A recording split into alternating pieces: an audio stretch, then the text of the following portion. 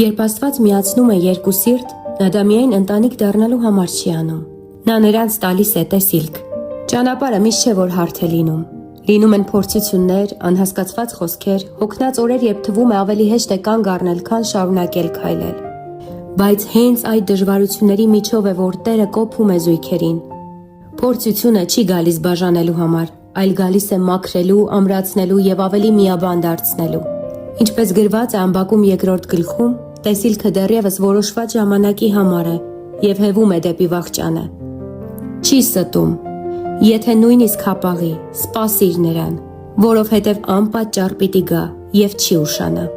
Սիրելի հոգեվոր զույգեր, եթե Աստված ձեզ խոսք է տվել, կառչեք այդ խոստումից։ Եթե ճանապարհին քամիներ են բարձրանում, մի բռնեք միմյանցից հեռանալու ճանապարհը, այլ ավելի ամուր բռնեք միմյանց ձեռքերը։ Տեսիլքը նրանցն է, ովքեր չեն հանձնվում։ Տեսիլքը նրանցն է, ովքեր միասին աղոթում են։ Եվ վերջապես տեսիլքը նրանցն է, ովքեր վազում են անգամ երբ շատ հոգնած են։ Մի նայեք դժվարությանը, նայեք խոստացողին։